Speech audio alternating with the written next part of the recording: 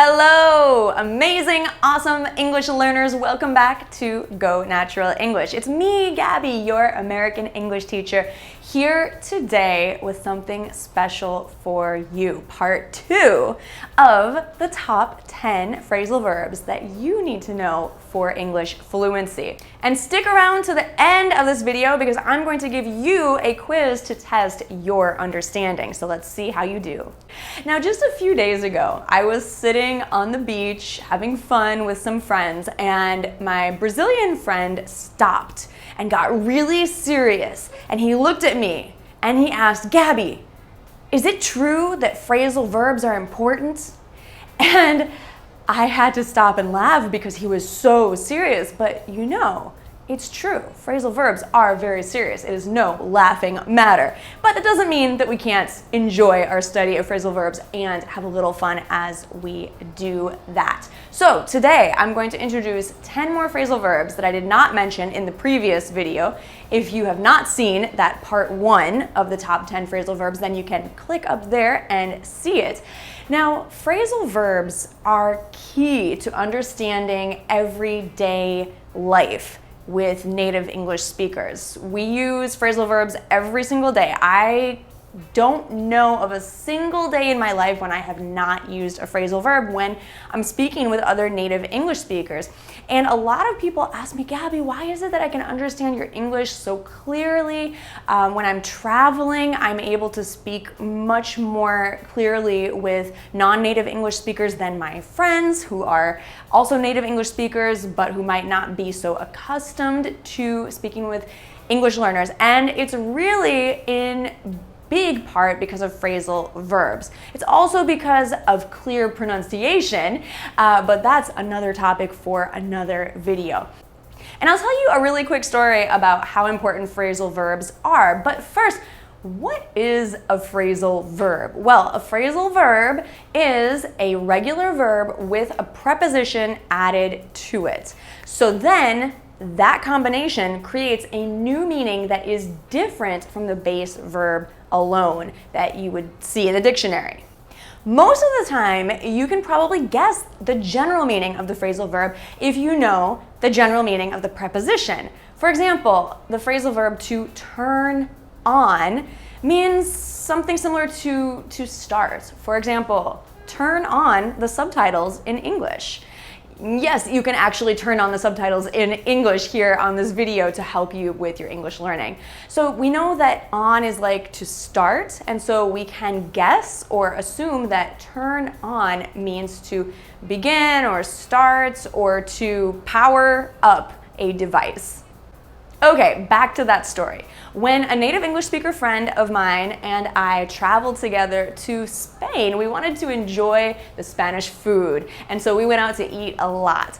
And we went to a lot of restaurants where the waiters spoke English. And so my friend would order in English, and so would I. But when my friend spoke, the waiters couldn't understand her because she was using phrasal verbs like, "Could we top off our meal with some dessert and coffee?" Or, "This Spanish wine has really grown on me."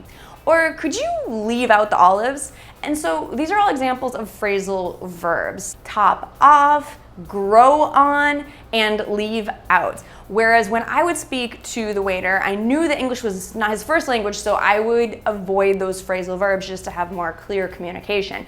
So I saw that the waiter didn't understand, and I had to actually translate my friend's native English into classroom English that would be generally understood by English learners without phrasal verbs. So I would say, "Could we complete our meal with dessert and coffee? She is enjoying the wine, and could you please remove the olives for my friend?" And my friend thought it was pretty crazy that I had to translate from native English to classroom English, but that is exactly why I am here to help you to bridge your knowledge of English from the classroom to real-world native English. Excellent, so let's jump into the top 10 phrasal verbs that you need to know for fluent English, part 2. Number 1, to pick out means to select or choose. I really like to pick out different earrings to wear in these videos with you. How about about we pick out a color to paint the wall? 2, to get around to doing something. This means to make time for something that may not be a super high priority for you. For example, when I have time, I'll get around to painting this wall. When I have time, I'll get around to organizing all of my receipts. It's also very common when you ask someone when they will have time to do something. For example, when could you get around to helping me to paint my wall? 3, to make up for something means to replace or to do something that you should have done before. So for example, I'm so sorry I forgot about your birthday. I promise I'll make it up to you. So because I didn't show up, which is another phrasal verb, see how common they are? Or because I forgot something, I feel like I owe you something. So to make up for something is when you owed something to someone and you didn't give it to them. And so you want to replace that thing or that action. I hope that makes sense. I can't make it to lunch with you today, but I promise I'll make it up to you tomorrow. Number 4, to put down actually has a couple of different definitions. It can mean to make a disparaging comment, or it could mean to put a deposit down on an investment. For example, to put money down on a property or a home. To put someone down means to say something bad about them, to speak ill of someone. Hey, don't gossip. It's not good manners to put other people down.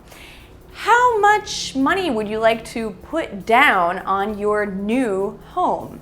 5, to break up. To break up can mean to divide tasks or an item into smaller pieces. It can also mean to end a relationship. Oh, breaking up is hard to do. And just to distinguish between break up and break down, it can be quite confusing, but we usually say break down for information or goals. However, we say break up for items like a loaf of bread, for example. Let's break up this loaf of bread into many different pieces, or break up tasks or activities. The way you can remember this is if you can divide an item or divide a list of things to do, then it would be break up. But if you are actually making information more simple or easier to understand, then it is to break down. 6 is to grow up. So to grow up is only used with people, with humans, and it means to mature or to grow older. So for example, your child is growing up so quickly. We do not use to grow up with anything else. We don't use it with hair, we don't use it with animals, we don't use it with your English skills. And these examples are all mistakes that I've seen English learners make. So avoid using grow up for anything besides human beings. Another phrasal verb that I see a lot of people making mistakes with is number 7, to catch up. So to catch up means to do your work faster, to speed up, or to reach a point that you believe you should have already reached. So to do tasks or work that should have already been done earlier. And this could be to catch up on work. For example, oh, I'm so busy, I really need to catch up on my work. Or, oh, I'm so tired, I really need to catch up on my sleep. Oh, why haven't you responded to my email? Oh, I'm sorry, I really need to catch up on my email inbox. 8, to kick off has 2 different meanings. It could mean to begin or start, like let's kick off this meeting, or to remove someone. For example, this team member is just not pulling his weight, he's not doing his work. Let's kick him off the team.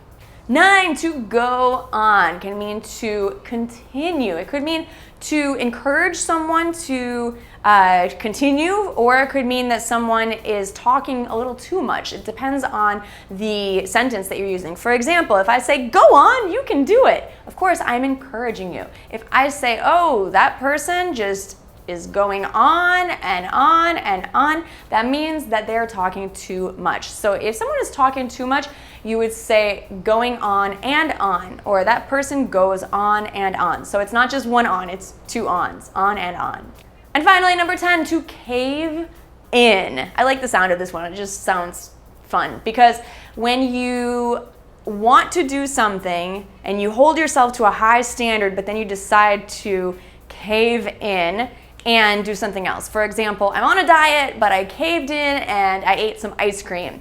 Or I really wanted to do all my homework today, but I caved in and watched a new series on Netflix, so I have to do my homework tomorrow. So to cave in is very common. So all 10 of these phrasal verbs that I'm sharing with you are very common. That's why I'm sharing them with you, because they are very useful for you, and I don't believe that you're going to learn all of these commonly in a traditional classroom. So it's a great thing that you are here. Now let's test your knowledge to see how well you can remember all these phrasal verbs. And just before the quiz, if you are feeling overwhelmed or panicked about how to learn all of the phrasal verbs that there are, don't worry, relax. Just start from where you are today and see if you can add one new phrasal verb each day to your English vocabulary. If you would like to learn phrasal verbs and much more in an organized, structured way, then you should get information about my complete English course. You can pre-register at gonaturalelenglish.com/pre-reg. That's P-R-E-R-E-G. The link is in the description. Okay, let's take this quiz. Number 1. Now, fill in the blank with the phrasal verb that would replace the regular verb that I have over there. Let's a new professional outfit for your interview. 2. I'm so busy. I really need to work.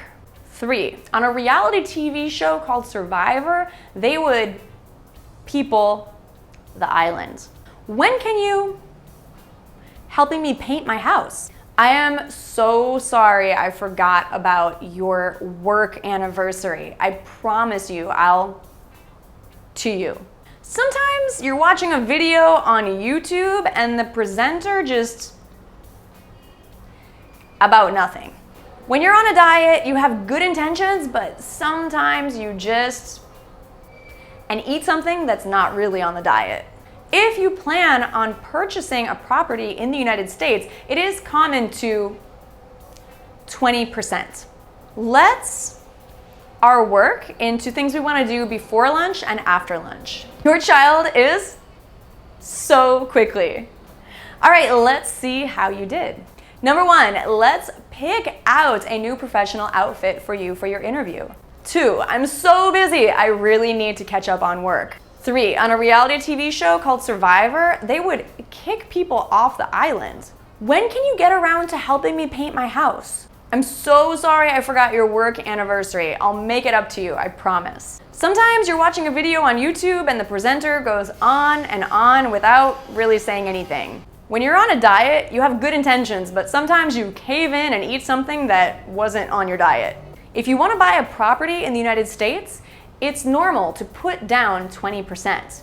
Let's break up our tasks into things we do before lunch and after lunch. Your child is growing up so quickly. So how did you do? Now, if you want to challenge yourself, I highly recommend making your own examples in the comments below. That is a great way for you to start using these new phrasal verbs. Thanks so much for watching. If you enjoyed this video, then make sure to subscribe here to Go Natural English. Have an amazing day, sending you lots of love here from Go Natural English. Mwah! I will see you next time. Bye for now.